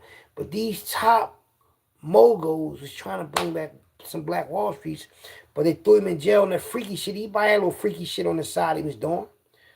But the overall picture was to get our people together, man. And one day when it happened, man, I hope I'm alive to see it, man. Because I know a lot of y'all alive never seen black businesses, like a lot of them at one time. Unless you went down to Atlanta or somewhere. But I'm talking about like in the ghetto, in the trenches. You know? And shout out to Alabama and Mississippi, man. I think the two cities that got the most black people living in it. Alabama and definitely Mississippi. You know? I gotta shout them out, man. You know? A lot of our people come from down south, even though they call us black, they call us the indigenous people, they call us Native Americans. If you dark like this, then that's your race of people. Whatever they want to call us, but we all related. Believe that. I don't care if you speaking Spanish, Swahili, whatever. You're the same. I mean, I'm out of here, y'all. Listen, tomorrow, because I got a headache, right? I do. And I'll be in a better like, better there, like, physically. 'Cause I'm here, though, but I'm a little tired. Smoke me some tree and go to bed, man. I mean, I got a lot of shit. I ain't got really nothing to do tomorrow, do I? I might go shopping or something, or I don't know. See, when you ain't gotta work, you just wait for that money to drop, and you can relax, man. Like, think I supposed to relax at my age, man. That's why I ain't out in the streets all wild no more. Shoot 'em up, bang bang, give me your shit type shit. I ain't gotta do that no more, man. I did all that. Did everything a nigga want to do in the trenches. I did, man. Only thing I ain't never do is take no pussy. You know what I mean? Shoot up no dope in my veins. Smoke no crack. I ain't never do no shit like that. You know what I mean? I ain't never burglarized nobody. Well, home invasion is burglary. Is it the same thing? I ain't really sure. But I'm just saying, though. Everybody I went after was drug dealers, man. I ain't never got to nobody that was a civilian, that just was a high, good citizen, that, no. Women and kids, no. Now, the drug dealer that was making that money with the lady and the man, that knocked him out with the gun and made her show me where it was at. But I wasn't going to do nothing to her. My cousin Maisha was right there for Frankfurt. I wasn't going to do nothing to her. I did that to shut the crib down. I was on the strength. You know, I ain't like I was just go Frankfurt looking for somebody to rob. No, I'm going up there to see my people. And the drug dealer like, yo, Hawk, shut this crib down for us, man. All right, man. Same price. Come on, Hockey Raw. Come on, man. So, you know, I do shit. That was okay. Let me handle that. I get caught up. Not in all of them, but in that one I got caught up. You know, I ain't say, I ain't, say, help me and no shit. Well, I did ask for help one time. But, I did the time, man, Went to prison, came home, and got everything I was supposed to get. What you got for me? All right, next time I came on after that, what you got for me? Shopping, everything, Yeah, so I'm cool. I'm cool with all that. Pay for the Arizona trip. I'm cool with all that. That's why when he came home, I looked out for him. That's why I look out for anybody. When I was with Showtime, he gave me all these tickets when the concert was here, and he gave me my breakdown. I gave them away to the youth and let them sell them, let them make the money. $5,000 breakdown. It ain't bad, man. They made a lot of money, so that was a little something. They make a lot of money on them shows. They make money. So my little $5,000 was a little something. But I gave that away because I wanted the youth to see a different way of getting money than selling drugs. You know what I mean? Other than selling weed and selling pills, man. Like, this is a different wave. Because I don't want the youth to ever think the only way they can make it is selling drugs in the trenches. No. If you have a brain, now, don't get me wrong, you might have to start off on your ones and twos to make money accumulate, and you save it. You can take that money and turn it into something else. That's different if you're going to be in the trenches. But if you're just in the trenches hustling and getting high with your money and buying clothes with your money and taking care of your girl with your money, and you ain't really seeing nothing, but every day doing the same old thing, you ain't going to get nowhere like that. If you're going to be in the game. You can't take a female. Well, I ain't saying you don't take your female personal. But if you're going to be in a game, right, you got to put some money up. You got to be able to say, you know what, I ain't buying my shit. I ain't buying myself nothing. I'm wear these dicky pants and this dicky shirt and hat and go out there and get my money. I'm wear these same dickies all week. Or these same jeans and boots all month. So I see 20,000. I know motherfuckers do shit like that. I know a drug lord that dressed dirty and he didn't know he was getting no money. Zach. He ain't never wear no clean. I ain't never see him in no fancy shit. He had the fancy cars, but I ain't never see him in no clothes. And he ain't care about that jewelry, none of that Pinky and Tay and Rab and Beetle and all of them and Calvin. They wore all the chains. And was flamboyant with the clothes and and the cars and shit. But Zach was low key, man. Him and his bro, they worked in the camera shop, a sneaker store, and they was drug lords with a job because they wanted to play low key. That's why you got to play. You can't let nobody know your business. But when you got people that want everybody know they drug dealers, when everybody know they getting money, they targets the jail and getting snatched up and getting killed. And they get you out the way because they think if they get you out the way, then they get that spot. Yeah. Be surprised when they hate on you in your circle. They hate on you. That's why I don't got nobody in my circle. I mean, I know a lot of people. But this circle right here, just, you don't see Showtime, but he around. My circle is always going to be my same circle, but I ain't got to be around anybody every day. I ain't doing that no more. Me too old for that, too grown for that. Hide to buy, FaceTime you, I see you for a little bit and all that. I got to go. My time is really money. Because I'm on the internet, even though I'm not getting paid, because I can get paid on TikTok. All I got to do is get them my information. But I'm giving that phone with the TikTok, this one, I'm giving this to my daughter. So she can activate this, take my face off and the videos off. And, she keep the videos on. She just add videos more of her and her kids and everything, and whatever. And she just monetize and everything. It's almost 3,000. She Ben did that. Boom, send it to her. Let her get the money. I just got to make sure, damn, I wish I could do it another way. I got a lot of pictures in these phones that I need. I'm going to figure it out. So when I'm on YouTube and TikTok, on YouTube and Instagram, it's really to promote Philly Trenches. Facebook is really just for family and my friends. I go in there for them and let them know what I'm doing and everything. TikTok was just a universal thing, but I'm just giving it to my daughter. So I'm on YouTube to talk about the past, to promote the magazine that's about to come out. So when the magazine come out, everybody go, damn, okay, Philly Trenches, okay. You like the boy, Philly Street Legends. He came out after I came out, right? He showed pictures that people sent to his page. He don't even know half them people, but they sent them to the page. There was a story with it, right? But because I know everybody, damn near on them pictures, I'm going to have a story about them in the magazine. So everybody around the city can say their neighborhood was in the magazine. And then 100 years from now, people going to know how Philly was. Thank you, yours truly. They might have other version events, but they ain't going to have it like I have it, because I was there.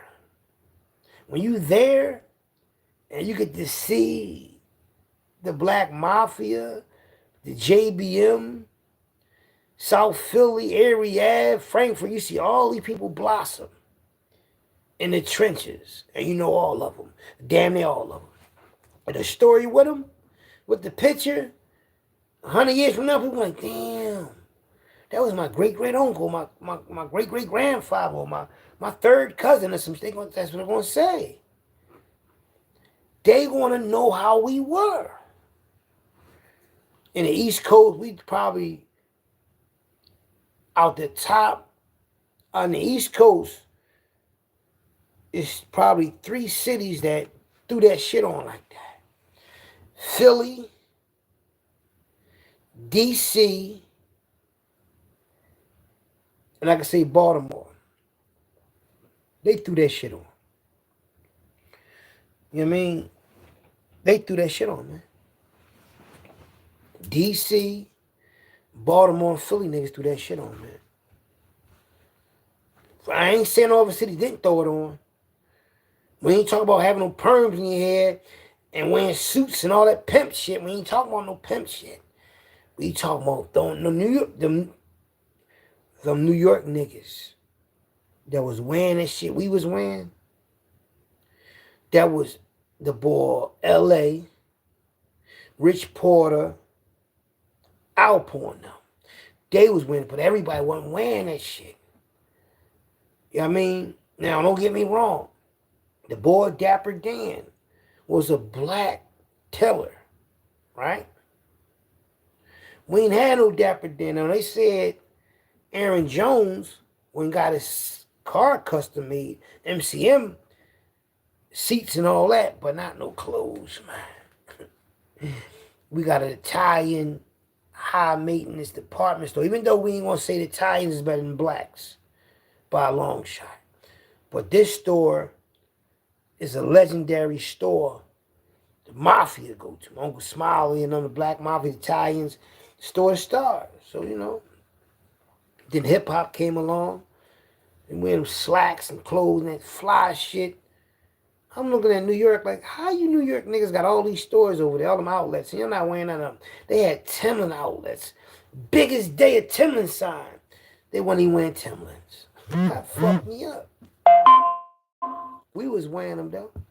If anything, we pioneered that shit in '83. We were the first one wearing them things, like Watermelon style. Me and my brothers, man.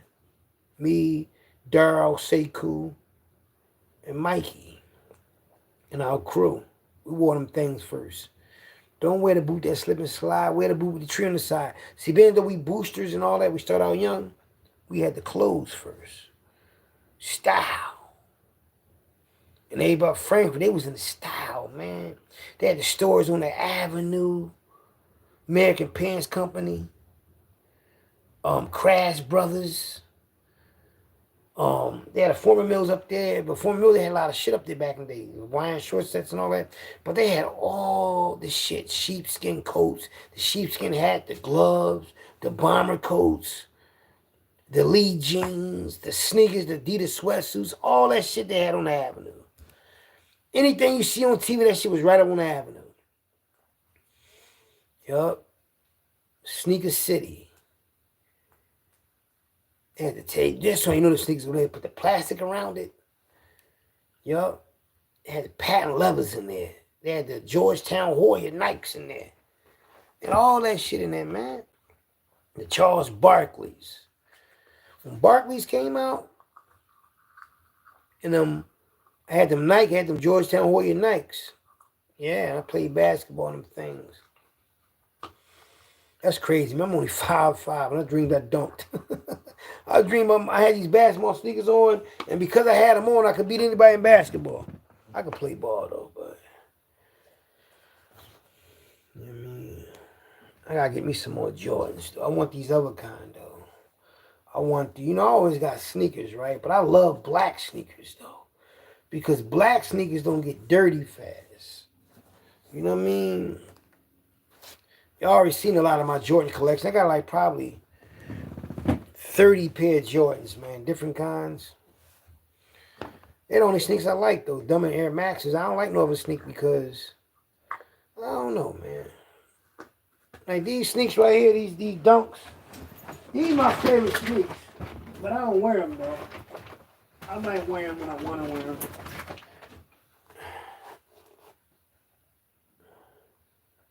I got 2 pair of these, though. These are the ones I don't wear. The ones I do wear, they probably dick, though. Hold up. I'm going to show y'all something real fast.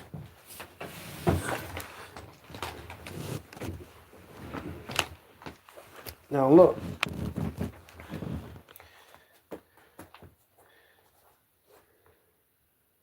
I wore these ones.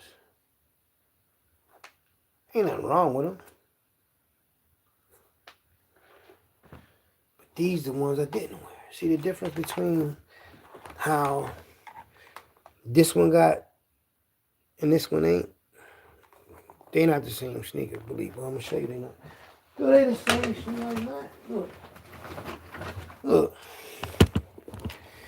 These are, I could have worn what I got on, right? And it's another one, see? I'm going to start doing that from now on. Buying 2 of the same pair of sneakers. One I wear, one I won't wear. That's what I'm going to start doing. I mean, I can afford to do it. Remember, I had like 50 pair of sneakers, y'all. 50 nice pair. Like, think the UPS, I had 50 pair of sneakers. Yo, I'll stay being blessed, man. Y'all see the joint on the y'all see the what's the name? Did y'all see on the news, the boys in Chicago, on Instagram? The boys in Chicago hit that freight train, all them people. They're getting all them 90, them 80, 70-inch TVs off the freight trains. They were sliding them down. The freight train stopped. And people just was taking screen TVs off this motherfucker. Like 80 inches. And they just was sliding them down this hill. All these people like ants. Shit was crazy. You know, I'm like, hey, look at them being blessed. Yeah, these joints right here, never wore these joints. But never wore them. Ain't none of my sneaks dick though. I ain't hard on sneakers. See, I can wear these ones or I can wear these. These ones I ain't never wore. I don't know. See, when you got a lot of shit, you can buy all type of shit. You know what I mean? You got 1,000 pair of sneakers. You can buy any kind of pair of sneakers. You got 1,000 pair, but when you only got a few pair, you can't buy just anything. Like me, I could just buy anything because I like to buy shit. Sometimes when you shop, it's like a stress reliever. It makes you feel good when you shop. Don't it? When you got money, it makes you feel good. That's why people like to spend money. It makes them feel good. See me? I must keep spending it. And I'm just going to keep spending my money. But the money from the magazine is going to go to everybody else. At least I got something to fall back on. My own money. I'm really humble about that, man. Y'all have no idea. A lot of people are grateful to have money to last them for the rest of their life. You know? And I'm fortunate to be one of those, which I'm grateful of, man, because, ain't always been like this for me. I mean, even though I have to go out there and get it, but you ain't got to go out there and get it, and it just comes to you every week. You're blessed, man. Especially if you're a black man, a black woman, man. You know it's hard out here for us, man. A lot when I see other people doing their thing and I see them hating on other people, like whether it's bring up some bad news that's already out there, like them type of people is really crying for help, man. They the ones that gotta wear nice clothes and all that to fit in and all that. They gotta have nice clothes. They gotta put on a facade. Or they won't make it in this world. That's fucked up. Me, I found $5 in these Reebok pants, right? These Reebok jeans I got on, these sweatpants I got on. I wore these, for my woman bought me these when I wore them in Atlantic City, right? I found $5 in my pocket. Because it's last time I wore them when I was in Atlantic City, right? Around like when the Eagles won the Super Bowl. So I checked in this pocket, it's a side pocket right here, right? That's lowered near my knee. And I found $5 in that motherfucker. I said, I put that $5 right here, right in here, with the rest of the fives. See, it's fives in there, it's fives in there. How many fives y'all see? They in there though. Hold on, let's see. We're gonna take them out and count them for y'all. Let's take them out. This a $1 bill, this a $5 bill. I say fives, ones, and change. If I break a 20, and it's a 5 and some ones, I put them up in the piggy bank.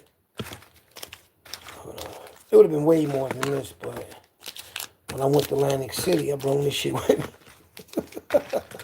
I had to take my piggy bank with me, man, because I was doing too much. But then I put it back, though. I put it back because, I don't know. I always do that for some reason. I put it back, though. Hold up. Meaning I didn't spend it. I don't think I spent it. 1, 2, 3, 4, 5, 6, 7, 8, 9, 10. Well, I got $50 in fives. Look at the fives. I'm not lying to y'all. 50s and fives. I got 50s and fives. Let me see. 1, 2, 3, 4, 5, 6, 7, 8, 9, 10. That's 60. And it's probably like $10 and change, if that much. So I'll say like $70 right here. I should start saving $10 bills. Where my wallet at? Where my wallet at? My wallet always so supposed to be. Y'all see my wallet? Mister, you dropped your wallet. Oh, here you go. I got a True Religion wallet. See? True Religion.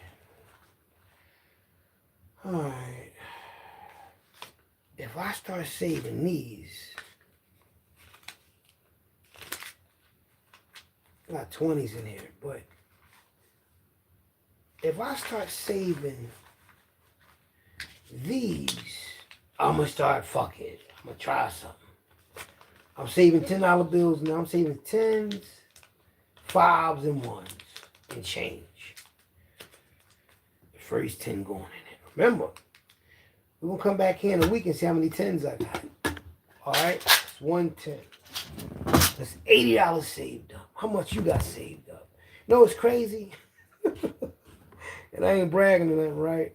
Because a lot of niggas probably got money because they got tax money from their woman, their baby mom, their girlfriend, their side chick, whatever they got tax money from, right? But I don't get taxes, you know, so, you know, I ain't got to file taxes because I ain't got no tax. Even though my clothing business, I ain't starting that till I get my magazine launched. My new logo, look, my logo going to be this size. There's going to be 2 beat up sneakers on a wire this size. That's how the logo going to look like. Same type of shirts with the beat up sneakers on a wire. That's genius, man. Everybody going to want one of them shirts. Trench World or Trench City, Trench World on the back of the shirt, Trench World. Boom, with the emblem right here. It's a Trench World shirt. Might have Trench World right here and the emblem right here on some of the shirts. And some of the shirts is just going to say Trench World. And some of the shirts is going to have this on it. Well, you know, the emblem this size. Or the beat up sneakers. Yeah. So that's what I'm going to do. Remember, y'all, I'm saving 10s, 5s, and 1s and change now. I don't know why y'all going to start trying to copy my shit. It's cool. I'm a trendsetter. I ain't mad at you. Get your money, Mr. Duffel Bag. I got a little couple of dollars in here. Told you at least keep $100 in my wallet. Money in my pocket, but $100 in the wallet. See how much I got in the wallet.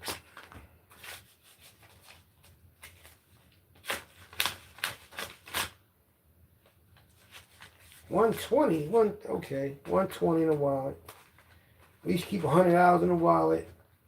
Always keep $100 in your wallet or $120 in your wallet for emergency. You never know, you might need money for something. The other money you put up or you keep in your pocket, them big ass pockets. You know, I get this car Saturday.